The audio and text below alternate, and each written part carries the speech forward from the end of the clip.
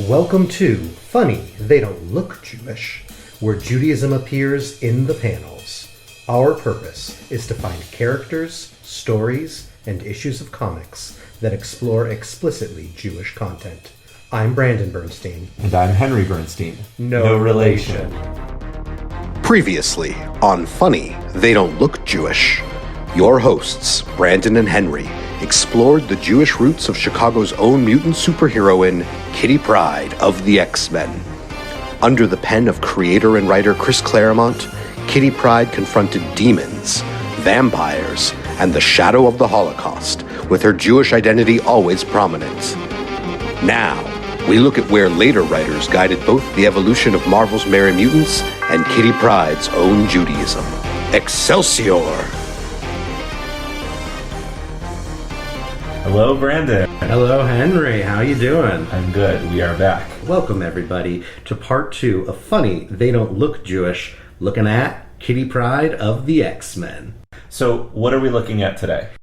So we're going to be looking at the Marvel Holiday Special 1996 in a story titled Unto Others. This is written by Evan Skolnik, drawn by Josh Hood, inked by Derek Fisher, lettered by Jack Morelli, colored by Chi Wang, and edited by Tom Brevoort. All right, I'll walk us through. Please. So we open up on page 1 of the story with Kitty Pryde visiting her home in Deerfield, Illinois, just around the corner from us, staring at a church that's been burned down. And she phases into the ruins and runs into this young girl of color named Anita Foster. Anita left her locket somewhere in one of the pews the week before the burning, and it was a gift from her now dead father, so she's desperate to get this locket back.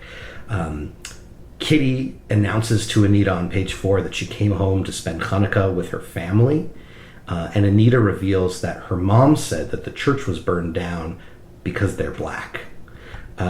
Kitty then makes this general statement that there are people who just hate what's different, and Anita responds with this this line just sort of hit me, Henry. She responds, "But you don't really understand anyway. You're not black."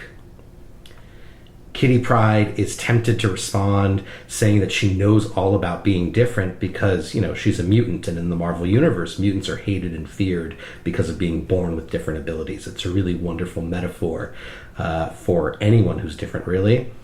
But instead, because she's so worried about being hated for being a mutant, she says, "I know what it's like to be different because I'm Jewish." Anita responds, "Right, same thing, not." Ooh. Yeah. We'll get into how all this stuff resonates. Kitty responds, "Actually, Anita, this whole thing sounds a lot like the Hanukkah story itself." To which another painful response, Anita asks, "What do you mean? The Jews burned churches?" So this leads to Kitty sort of explaining the story of Hanukkah, talking about Syrian Greeks coming in, driving the Jews out of the land of Israel, desecrating the temple. Anita responds after this, cursory summary of the Hanukkah story. "Nice. Sounds like people have been burning each other's temples for a long time, huh?" Which, true words, Anita. Mm-hmm. Yeah, this kid gets it. She totally gets it. Kitty then goes and sort of gives... She's really giving these sort of almost cloying speeches about how all hatred against difference is the same. And Kitty says, "Underneath our skin, beyond all our differences, languages and customs, we're all the same. Blacks, whites, Jews, Asians, mutants." To which Anita does not respond so positively. She doesn't seem to think mutants are human. And then, of course, towards the end of our story, Anita does find the locket, but it's just out of reach, and she can't reach through the fallen beams. And is there any way that Kitty could help her? And Kitty sort of steels herself, gathers her courage, reminds Anita what she said about how we're all human no matter what, and she uses her mutant powers, which are to phase between solid objects. She phases through the beams, outing herself as a mutant, and recovers the locket. And on page 9, the two hug in tears as Anita has her locket back, and I can imagine how meaningful it is to have that reminder of your dead father. And the two of them are just hugging and holding each other, and Kitty says, "Merry Christmas, Anita, and Happy Hanukkah." And that's the story. It's only 9 pages. It's very short. I have some things I want to say historically about it, but Henry, how's this hitting you? What are your reactions? There is nothing explicitly Jewish about it. That's it. That's my hot take. I read this story. The emotional beats hit me in the right ways. I felt connections at certain point to anything, but I don't think there's anything explicitly Jewish in this. Having one panel telling the Hanukkah story doesn't count as explicitly Jewish to you? I don't think so. And I think the reason why is because we've already seen Hanukkah from Kitty Pryde 2 other times, and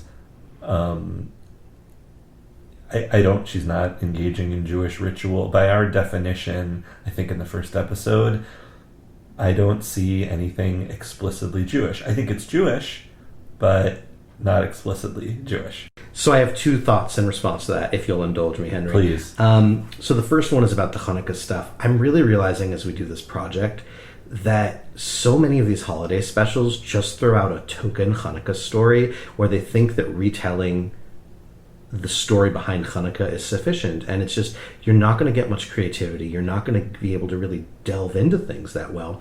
And I think the stories I'm so much more drawn to and interested in are the ones that explore the untapped aspects of Judaism. So I agree with you totally that in terms of Hanukkah stuff, there's barely any Jewish content here. It's a nod to Hanukkah at all. It's very clearly an attempt to say, look, this isn't just a Christmas special, this is a holiday special, which, fine, I get it. There's a diversity. Hopefully in today's day and age, they'd introduce more than just these holidays. Maybe we would get something for Kwanzaa. Maybe we would get something for, I know Ramadan's not that time of year, but it would just be nice to get other holidays. It could be, you never know. And right, based on the calendar. But the second thing I want to bring up is where I actually think there is a tiny bit of Jewish content. It's not in Hanukkah, but in Black Jewish relationships. I think this is a really interesting look in the mid-90s at how the Black and Jewish communities saw each other. And I think that that probably extends to today. So I want to bring in a couple of things. You know, the Jewish community is constantly patting itself in the back for marching in the 60s with the Reverend Dr. Martin Luther King Jr., for fighting for civil rights, for sort of being good allies to people of color and to the Black community. And today in 2019, it's a lot more complicated, and we find that often the Jewish community does not always find itself easy allies with communities of color, and there's a lot of tension, and some Jewish communities are really good about allying and some Jewish communities are really bad.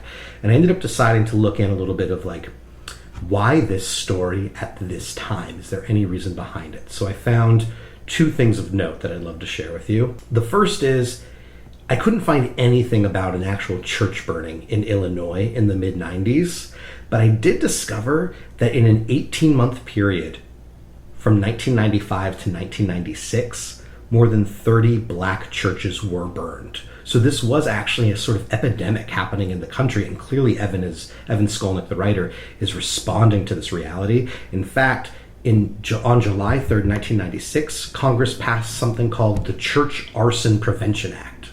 So clearly there's this nationwide epidemic of church burnings, and so that's what he's responding to. But what's really interesting, you know, all those lines that were painful to me of Anita basically saying being Jewish is totally not the same thing as being Black, I decided to look a little bit and see if I could find anything. And so the second item I found was from a professor out in the Bay Area, I believe, Professor Julius Lester.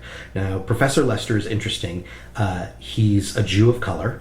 And in a 1996 interview with the J, which is a Bay Area Jewish newspaper, he had the following quote: "Jews make the assumption that they have a lot in common with Blacks. It's not an assumption that Blacks share." And so I found this to be an interesting, not quite time capsule, but a snapshot of Black-Jewish relations in the mid-90s that are fairly similar to relationships today, where one side, that being the Jewish side, sort of assumes that there's an affinity and a commonality and that there's a lot that we share. And I think that people of color are more dubious of that assumption. And as painful as it was to see on the page, I appreciated the reality of it as printed there. So I don't know, what do you think about that as Jewish content? I'm still not sure that it's explicit Jewish content. It's some kind of content. It's something. Fair. But I'm not sure what. I don't think this is an explicitly Jewish story, and there were some things in it that I appreciated. If it had been a synagogue that had burned in the story, maybe that would be interesting. Now, this is like, it's always weird when I'm experiencing Kitty in her hometown, because I worked in Deerfield for almost a decade at a synagogue, and I get like a little hint of like, nostalgia when I'm with Kitty and she's doing something Jewish in her hometown. But in terms of this story, I'm not seeing the explicit Jewish content. Okay, we'll have to agree to disagree on that. Is this our first official disagreement? On terms of Jewish content? Yeah, I guess so. I'm viewing it through that lens of, it's not religiously Jewish, but there's something about the real lived Jewish experience that is captured and caught on the page. That being what happens when someone who's Jewish interacts with someone of color, and there are just different assumptions on either side. And I feel like I've lived this experience sometimes, and so I see part of my experience on the page, and I don't know how to distinguish what is and is not Jewish about my experience, because I'm Jewish and therefore everything I experience in some ways is a Jewish experience. So I see myself reflected on the page, and therefore it feels like Jewish content because my life is Jewish content in a certain way. Yeah, of course. I did have a conversation with someone on Twitter at Jewish Comics Pod about Judaism and explicitly Jewish content, and they referred to that page in that Thing issue where they're lighting candles as awful. She's like, there's not really much Jewish content in Marvel Comics, except for that awful page in that Hanukkah issue with the Thing. And I actually thought that was more Jewish than this, and that's where we get into the culturally Jewish stuff is explicit Jewish content. I think that having Chinese food over on Christmas could be explicit Jewish content. I just don't think this is. That's fair. Either way, we are in agreement that ritually Jewish aspects are the most easily identifiable Jewish content, which brings us right into our next issue. Yay! Hooray! So we are jumping forward in time to November 2002, X-Men Unlimited number 38, with, this is a Jewish story right from the title, Henry, a story titled Yahrzeit. This is written by, I think, our favorite Jewish writer. 100%.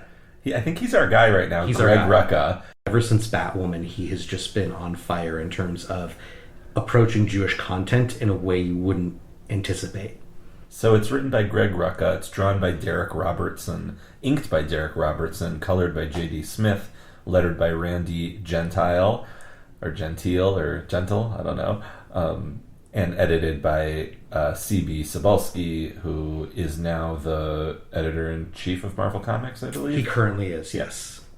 Yeah, and I mean, as the title lets you know, this entire issue is basically told through the intriguing narrative device of a Yahrzeit candle. It opens with Kitty lighting the candle. It goes through the entire 24 hours that the candle remains lit, and it keeps repeatedly checking back in on the candle to show you how much of it has burned until eventually it's empty. And it's just a really interesting motif throughout the story. So I want to give just a little bit of context and background to this issue. In March 2001, in issue number 390 of Uncanny X-Men, a character named Colossus sacrifices his life in order to cure the legacy virus. Now, the legacy virus is this AIDS allegory that affects only mutants, or predominantly mutants, and rather famously, in I think 1993, the virus took the life of Colossus's younger sister, Ileana. So it was a major, shocking moment when Colossus dies in the X-Men comics, and Kitty Pryde was best friends with his younger sister, very close friends with Colossus, and at one point had a romantic relationship with Colossus. So she's clearly closely tied. She's remembering, and keep in mind, this story is published in November 2002, so while it's not exactly 1 year after Colossus's death, we find ourselves in the year following Colossus's death, which is approximately the right time to light a Yahrzeit candle. A Yahrzeit candle is lit on the anniversary of a person's death, starting after the first year of their death and every year thereafter. Traditionally, Brandon, for whom are yahrzeit candles lit? Right. So traditionally, a yahrzeit candle is lit for a relative who is one separation from you. And what that really means, or one degree of relationship away from you. You light a yahrzeit candle for parents, for siblings, for children, for spouses, right? So in traditional Judaism, anybody further than one direct relationship away, meaning grandparents, cousins, etc., you would not light a yahrzeit candle for them. It's only someone who's that one direction away from you.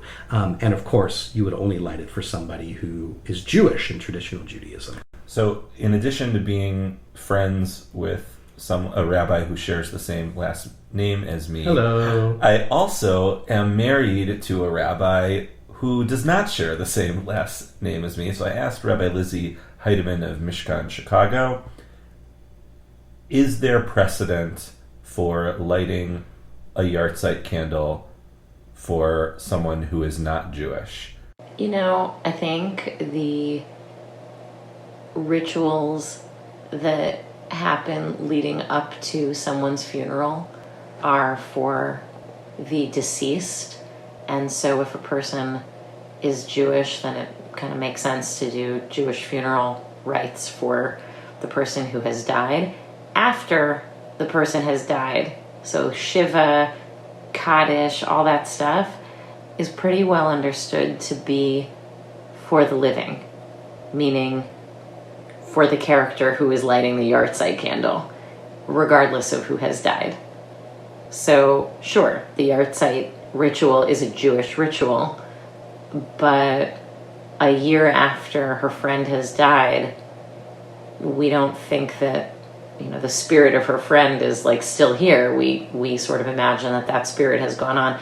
Lighting the yahrzeit candle is for her to remember, and so in that sense, she can light a yahrzeit candle for anybody she wants to remember, and people do that.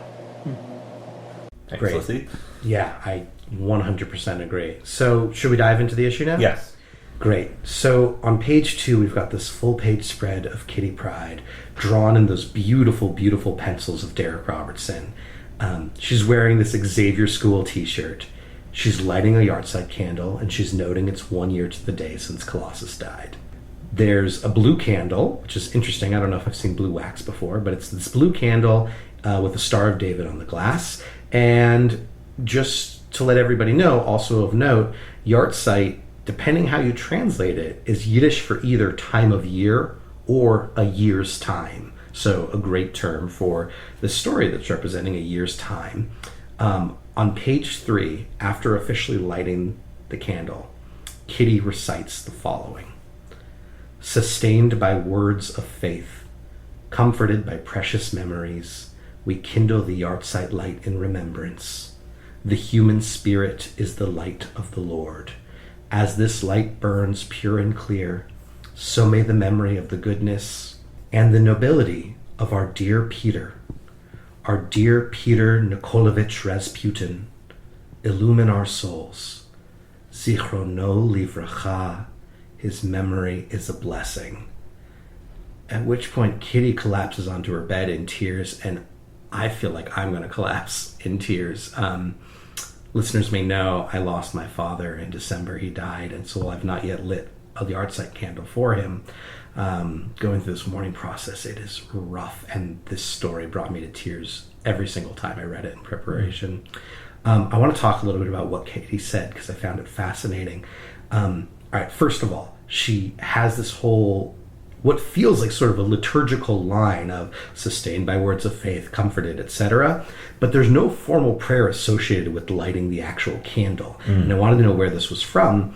And I found it on many, many Reform websites listed as something you can say before lighting a yahrzeit candle. And thanks to a friend of mine, Rabbi Joe Schwartz, he did some looking into it for me, and apparently this whole block of text that Kitty says that Greg Rucka writes in for her, it first appeared in 1977 in the Reform Movement's Gates of the House, the New Union Home Prayer Book, Prayers and Readings for Home and Synagogue, which was edited by Chaim Stern. So this is a Reform text that has been used over and over again. Greg Rucka wrote it in word for word, which is pretty incredible. And the text itself includes actually the Jewish origin for why we even light a yahrzeit candle, that being Proverbs 20:27, which has this lovely line, Ner Hashem nishmat Adam, chofes kol chazre vaten. The soul of a man, the soul of a human being, is the light of God, or is the candle of God, searching all the innermost parts. And the final part I want to say is, Kitty ends by saying, Zichrono livracha, the traditional honorific for the dead. Henry, how is it that just 2 words in print, I don't know if I've ever been more emotional reading a comic than reading that. I feel pride and amazement and this deep, deep sadness reading it. Like, those 2 words, I never in my life expected to read a comic book that was a mainstream superhero comic that would have a character saying Zichrono livracha. Wow. Yeah, it takes us right back to Batwoman at her mother's funeral, and how spot on that was. But here anytime we see Hebrew on the page that's accurate, it's special. It goes back to our thing about being seen, and if you're someone who has lost someone and you've said those words, which is a lot of, pretty much everyone at some point will lose someone. It's special that our hero here is mourning in that way. And I feel very close to her right now, and I feel very grateful and also close to Greg Rucka for doing that. Totally. Yeah. To be able to take this very personal and intense experience and to put it on the page in a way that is undeniably, unabashedly Jewish, and yet is so approachable and universal at the same time. It's just, this is everything I want out of Jewish content, and it's not even the end of the issue's Jewish content. Yeah. So Kitty leaves her house after lighting the candle. She admits that she's lied to herself when she claimed she had come to peace with Colossus's death, and basically she's just angry. She's admitting that she's super angry. On page 5, we have her thinking to herself, selfish, that's what it is. I just want him back. Why is that wrong to feel that? I just want my friend back. I just want my love back. God, I loved him and I want him back. And I don't know, you can maybe hear it in my voice reading that line also, 100% how I feel. Obviously it's a different relationship, but how I feel with my father. I'm over 6 months into this process, and I desperately just want to be able to talk to him again. A year is not, even though a year in Judaism marks a closure of a certain time, and we'll get to that in the issue, it is not enough time. It is not enough time, and I felt so seen by reading Kitty say this. Yeah, and maybe because a year isn't enough time, that's why every year we mark it in this way in perpetuity. Right, it never goes away. Right, every year we acknowledge that it continues to linger one way or another. As Kitty keeps going in her day, she ends up seeing this man she thinks is Peter, she thinks is Colossus, back, and that provides the plot for the rest of the issue as Kitty essentially stalks this man, convinced that one of their enemies has resurrected Colossus or is trying to mess with her. She ends up having a phone call with my favorite character, Nightcrawler, Kurt Wagner, and as she's having the conversation with Kurt, there's a yahrzeit candle prominent at the top of each page. And Kurt wonders if Kitty's just imagining things, and basically brings up, given the anniversary, given that Peter's on her mind, is that why you think you're seeing him everywhere? And it just reminds me that also associated with the yahrzeit candle, we might light one not only on the anniversary of their death, but also we light them at certain holidays in conjunction with a service that we have, which is, of course, the Yizkor service. And Yizkor means remember, and that indeed is what we light the candle to remember these people. Colossus is on her mind. I love that remember is just under the surface here. By page 11, the candle is going out, and the narration says, the candle is supposed to burn for 24 hours. I burn for longer. Because Shadowcat's talking like her anger and her passion goes much longer than the 24 hours. And by the bottom right of page 11, the yahrzeit candle has gone out entirely. It's dark and covered in shadow, but smoke is still rising. And then on the next page, top left of the page, the candle is fully empty, reflecting bright light. Kitty continues to travel.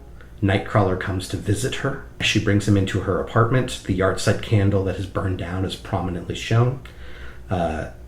Kurt is a Catholic priest, by the way, at this point in continuity. He talks Kitty down, he provides great pastoral care for her, and helps her come to terms with the facts that she wanted it to be Colossus that she saw, even though it clearly wasn't. On page 19, we have this... I just want to take us through this page because it's so amazing. In the top left, we have an empty yahrzeit candle. In the top middle, Kitty grabs it. On the top right, Kitty throws the case in the trash, and we can see that she has had a cathartic moment, and she's moving on in a new way. She's cleaning up. She writes Kurt a note wishing him a good day, and the narration, which is Kitty's inner monologue, says, "Maybe the answer to all grief lies in a good cry. Religion and ritual. There's always a reason. Grief in Judaism is broken into phases, and the yahrzeit is really the last one.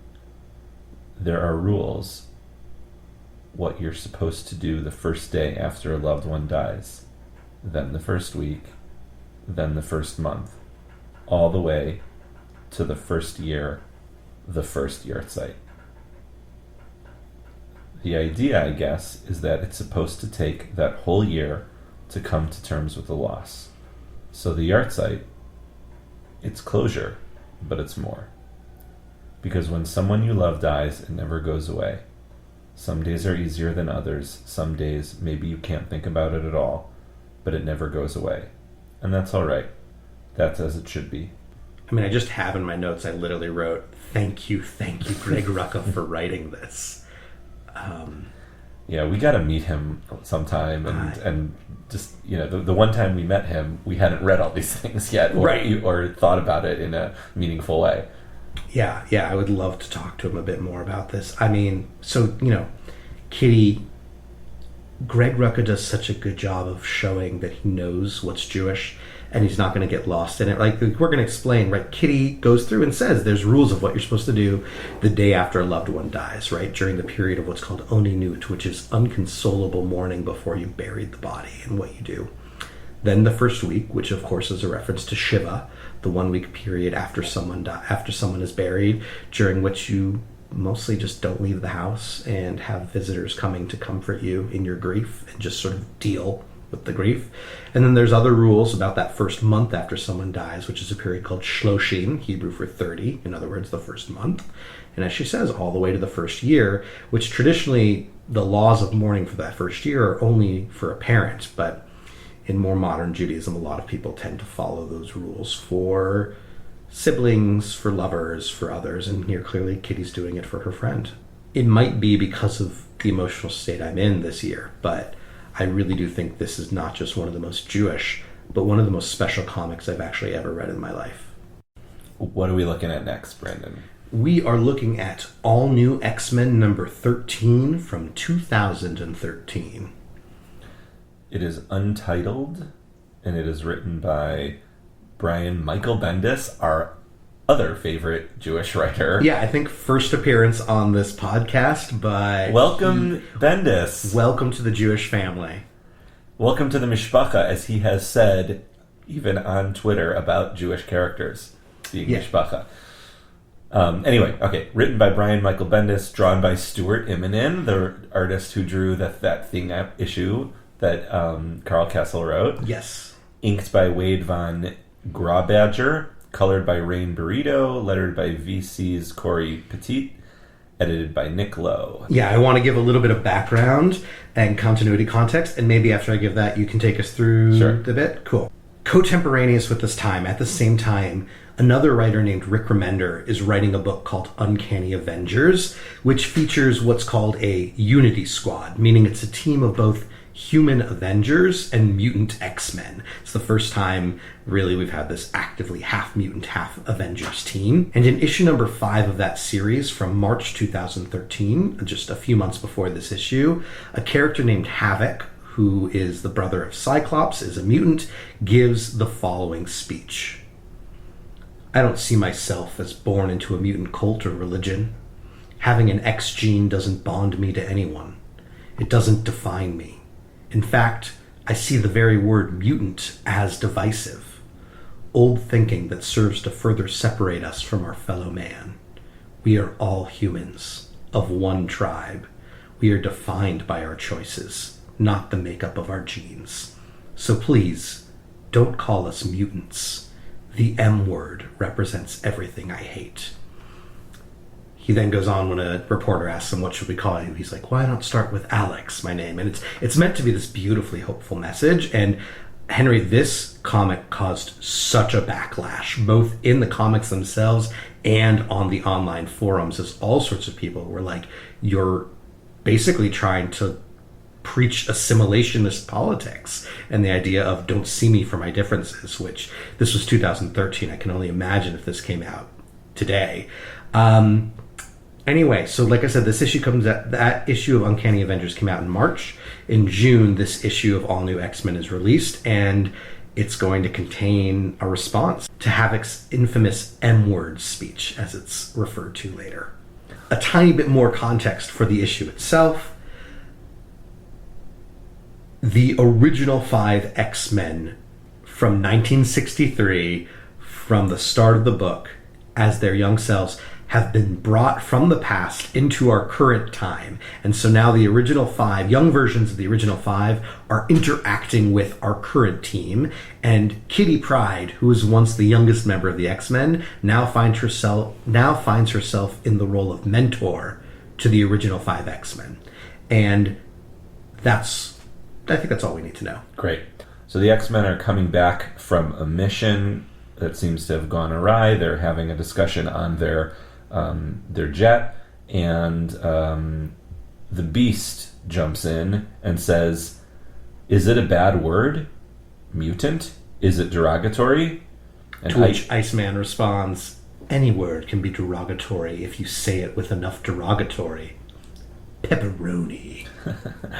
And then the young Beast says, what do you think about this, Professor? Now, he's not talking to Professor X. He's talking to Kitty Pryde. Right. And I also just want to point out, twice before this, in this comic, we saw actual word balloons of Havoc's speech being broadcast. We saw it first to the villains in the issue, and then that's actually what sparked this conversation, is they're listening on the Blackbird jet to the interview with Havoc, to those words I read earlier. That's what sparked Beast asking, is this derogatory? And now, Henry, as you're going to do, go ahead and read us Shadowcat's answer. So Kitty says, kind of casually, but about to launch into a lecture, here's the thing. I'm Jewish. I don't have a quote, unquote, Jewish-sounding name. I don't look or sound Jewish, whatever that looks or sounds like. So if you didn't know I was Jewish, you might not know, unless I told you. Same goes for my mutation. I don't have to wear a visor or have blue fur all over me. I can walk around, just a young woman of the world. But I'm not. When I was 13, before my mutation kicked in, I was in love with this boy at school. In love. And I followed him around like a puppy dog because I was an idiotic 13-year-old girl. And one day, he saw a rabbi across the street, and he made the worst anti-Semitic comment ever. I won't even repeat it. He just said this awful thing and laughed and laughed and laughed. And my heart sank. And then my blood boiled. I mean, boiled. I turned to him and I growled, I'm Jewish. And he just stared at me like he didn't even realize he had said something wrong. Or he didn't know how to compute what I just said. But when I got home, after I was done crying my eyes out, my first heartbreak, I realized I was, maybe for the first time ever, I was really proud of myself. I am Jewish. I am a mutant. And I want people to know who and what I am. I tell people because, hey, if we're going to have a problem with it, I'd like to know. So, no offense to your brother, Scott, but he sure as hell ain't talking for me. You go, girl. Yeah, and Iceman says, you're Jewish? Right, totally. That is not the takeaway, but it's amazing that that's Iceman's response. Yeah. Wow. I mean, yeah, Henry, let's break this down. Like, First of all, nobody does dialogue quite like Brian Michael Bendis. Yeah, you can definitely see the difference in dialogue from Claremont, from Rucka. Bendis has this way of writing. It's kind of Joss Whedon-y, like it's how he thinks teenagers kind of talk, but it's very conversational and casual, and it sometimes feels not real, but also very real, if that makes sense. Completely. It's one of the ways I wish more people talked in a certain way. Yeah. All right, Henry, let's start to break this down. Okay.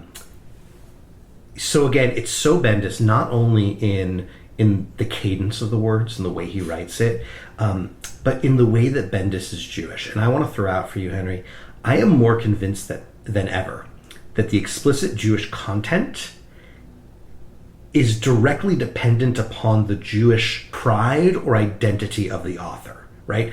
Both Bendis and Rucka are pretty outspoken about their Jewish identities, and I want to just throw out a sort of theory before we really dive back into the words that Kitty said. It really is feeling to me like Claremont's Judaism is totally Holocaust-centric. Maybe a little bit of Israel, but that's all it's really about. There's not really much content other than the Holocaust. Rucka is very much educated and ritually based, and so we see stories that involve Kabbalah, that involve a Yartzeit candle, that involve Hanukkah, but go deep into the meaning of lighting the Hanukkah, right?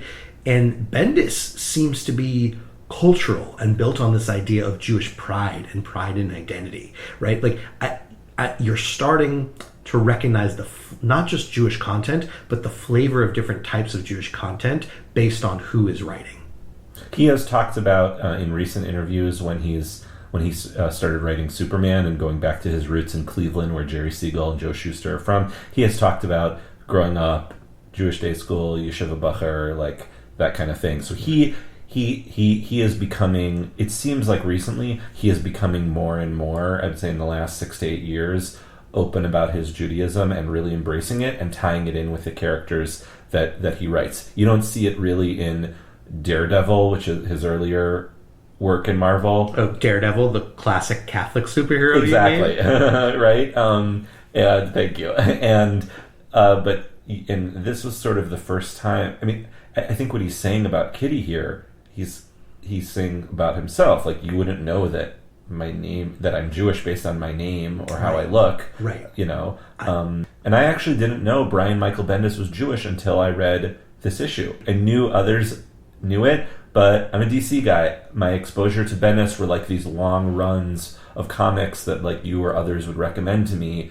And so when I read All New X-Men for the first time 3 years after it happened, that's when I found out he was Jewish. Right. Yeah. I don't remember when I found out he was Jewish, but I love what he does here. I love the fact also, you're talking about this for Bendis himself.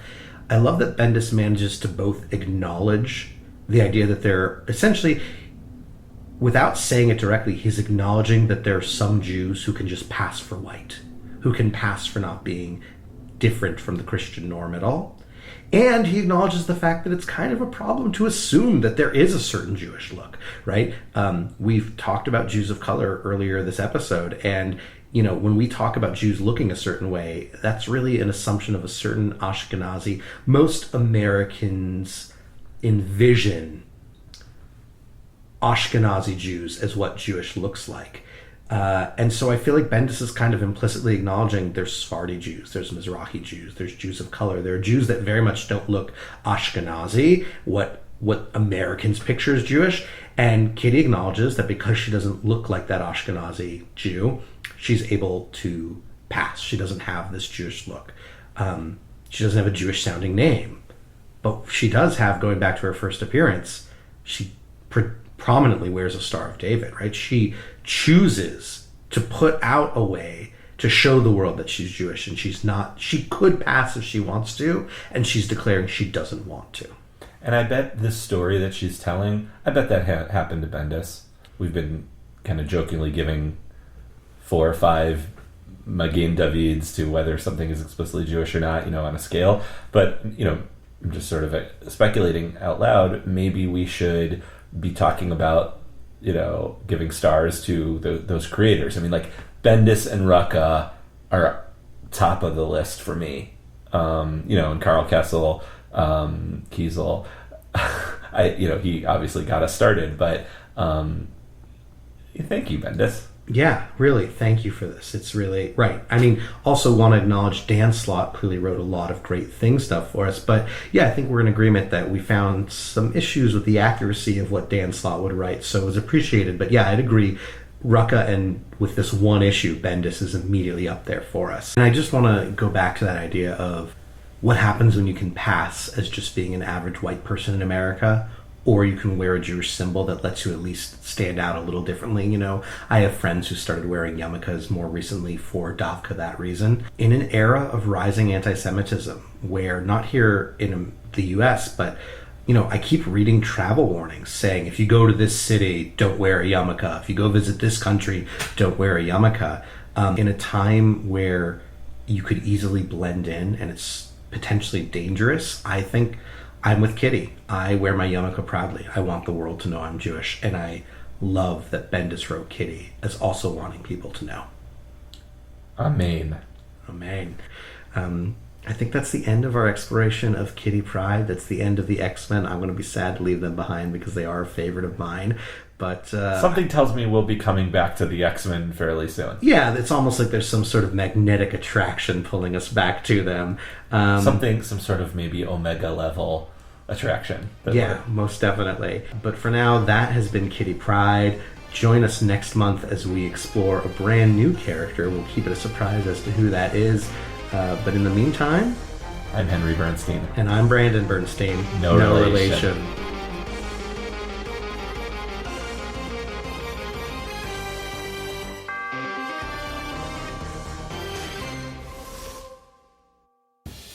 You can follow us on Twitter at Jewish Comics Pod, on Facebook at facebook.com/Jewish Comics Pod, or you can email us at jewishcomicspodcast@gmail.com.